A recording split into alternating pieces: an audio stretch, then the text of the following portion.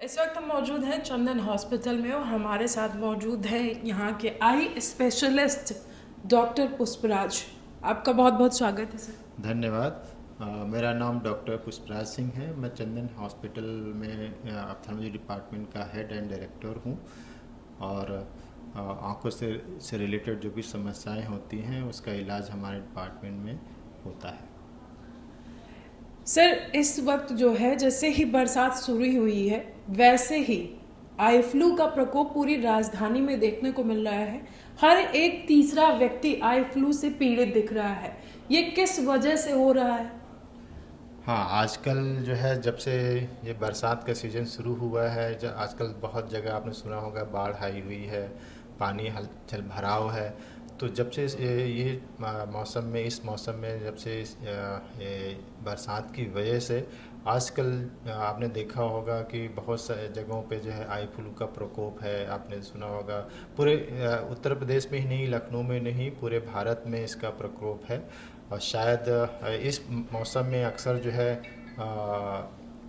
Conjunctivitis या आँखों का लाल होना बहुत एक कॉमन समस्या हो जाती है। बट इस वर्ष देखा गया है इस रोग का प्रकोप बहुत ही ज़्यादा है और थोड़ा सा जो है स्थिति थोड़ी सी डरावनी सी है। बट ऐसा नहीं है कि बहुत डरावनी है, इसको आराम से ठीक किया जा सकता है। बहुत आप लोग धैर्य रखें, पैनिक ना करें। आई फ्लू से बचने का कोई उपाय है? हाँ, आई फ्लू से बचने का ऐसा कोई उसका बचाव का इलाज नहीं होता है। आई फ्लू से बचने के लिए बेसिकली जिस भी आदमी को संक्रमण है उससे संपर्क में नहीं आना है। उससे संपर्क में आने वाली चीज़ें जो भी वो इस्तेमाल करते हैं, तौलिया है और या उनके यूटेंसिल्स हैं, उनको छूना नहीं है। और इसके अलावा कोई भी जो है बरसात में जैसे आप गए हुए स्विमिंग पूल है वहाँ पे थोड़ा सा अवॉइड करें, क्राउडेड प्लेस में थोड़ा सा जाना अवॉइड करें। और जब भी किसी कांटेक्ट में, किसी इन्फेक्टेड पर्सन कांटेक्ट में कोई सरफेस आई है जैसे मेज है, कुर्सी है, उसको ना छुएं। सर अभी तक आपके हॉस्पिटल में आई फ्लू के कितने केसेस आ चुके हैं? आई फ्लू के बहुत सारे केसेस आ रहे हैं। डेली हम ये देखते हैं, अगर हम डेली अगर 50 मरीज देखते हैं तो 1/3 मरीज जो है आई फ्लू से संक्रमित होते हैं। सर ये जो आई फ्लू का प्रकोप पूरी राजधानी में देखने को मिल रहा है और हर एक तीसरा व्यक्ति इससे पीड़ित हो चुका है। जहाँ तक मानना है कि बरसात में आई फ्लू ही नहीं तमाम बीमारियाँ आती हैं, लेकिन इस बार जो आई फ्लू का प्रकोप है वो पूरी तरह से देखा जा रहा है कि गंभीर तरीके से सामने निकल कर आ रहा है। किसी की आंखें एकदम लाल हो जा रही हैं तो किसी का हल्का हो रहा है। लेकिन डॉक्टर इसके लिए, जिनको हो जाता है उनके लिए क्या सलाह दे रहे हैं कि जल्दी से जल्दी ठीक हो सके? हाँ, ये बहुत अच्छा सवाल है। जो भी मरीज संक्रमित हो रहे हैं, कृपया सबसे पहले तो अपने आप को बचाएं, साथ में दूसरे को जो है इन्फेक्शन होने से बचाइए। उनकी नैतिक जिम्मेदारी होती है। और जब भी उनको लगे आँख में कोई भी लालीपन है, सूजन है, बहुत ज़्यादा देखने में प्रॉब्लम हो रही है, लाइट सेंसिटिविटी ज़्यादा है, उस केस में डॉक्टर से ज़रूर संपर्क करें। नॉर्मली जो है थोड़ी छोटी मोटी रेडनेस जो है तो आराम से ठीक हो जाती है, उसके लिए बहुत ट्रीटमेंट की ज़रूरत नहीं पड़ती है। बस आपको पेशेंस रखना होता है, धैर्य रखना होता है। लेकिन हाँ, अगर समस्या आपको लगता है गंभीर है तो डॉक्टर से ज़रूर संपर्क करें। और मेरी आप लोगों से विनती है, अनुरोध है कि कृपया करके कोई मेडिकल स्टोर से ओवर द काउंटर दवाइयाँ लेके ना डालें। हमेशा सर्टिफाइड डॉक्टर, ऑप्थेल्मोलॉजिस्ट, नेत्र विशेषज्ञ, ऑप्टोमेट्रिस्ट को ज़रूर दिखाएं, ताकि वो जो है आपको ज़रूरत, जो भी आपको ज़रूरत है उसके हिसाब से जो है दवाइयाँ प्रिस्क्राइब करें। और मेरा आपसे ये भी अनुरोध है कि जो भी मार्केट में अगर आपको कोई भी केमिकल केमिस्ट जो है आपको कोई स्टेरॉयड आई ड्रॉप देता है तो कृपया करके उसको इस्तेमाल ना करें, उसको अवॉइड करें। और केमिस्ट से बोलें कि कोई भी स्टेरॉयड वाली दवा आपको ना दें। स्टेरॉयड आई ड्रॉप यूज़ करने से आपकी कंजंक्टिवाइटिस बढ़ सकती है या कुछ और अन्य संक्रमण बढ़ सकते हैं, आपकी समस्याएं बढ़ सकती हैं। सर आपके हॉस्पिटल में जो छोटे बच्चे हैं क्या उनमें भी आई फ्लू के केसेस आए हैं? हाँ, ये आई फ्लू जो है सिर्फ जो है बड़ों के नहीं, छोटे से छोटे बच्चों को भी प्रभावित कर रही है। इवन हमने जो है 4 महीने के बच्चे में देखा है आई फ्लू, और बच्चों में देखा गया है कि आई फ्लू की समस्या कुछ ज़्यादा ही गंभीर तरीके से होती है। तो अगर आपके बच्चे को थोड़ा सा भी आँख में लालीपन है या कुछ आपको लग रहा है पीली पीली इसमें कुछ मेम्ब्रेन से दिख रही है, तो तुरंत डॉक्टर को दिखाएं, क्योंकि छोटे बच्चों में थोड़ा सा ज़्यादा प्रॉब्लम है। बचाव के लिए जो बच्चों में आई फ्लू हो रहा है, मान लीजिए कि आपने जैसे कहा कि 4 महीने का बच्चा था और उसको भी आई फ्लू की शिकायत हुई, तो पेरेंट्स को ऐसा क्या करना चाहिए कि जो बच्चे इससे बच सके? देखिए, आई फ्लू का इलाज सिर्फ और सिर्फ बचाव है, उसका कोई और कोई ट्रीटमेंट नहीं है।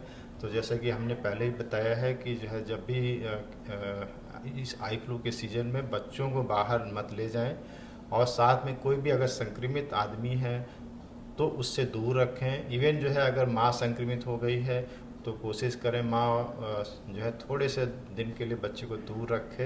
अगर ज़रूरत हो, अगर ना मान लें ज़रूरत नहीं अगर पड़ती है, कुछ दूध वगैरह कुछ देना है, तो उसका कुछ अलग तरीके से उपाय कर सकते हैं। लेकिन जो है मेन इलाज यही है, आपको जो है संक्रमित लोगों से बच्चे को दूर रखना है। सर, आपके हॉस्पिटल में अभी ओल्ड एजेस के भी लोग आए होंगे जो इस बीमारी से पीड़ित आपको मिले होंगे, तो उनके लिए बचाव के क्या कारण हैं जिससे वो बच सकते हैं और आई फ्लू के कांटेक्ट में ना आए?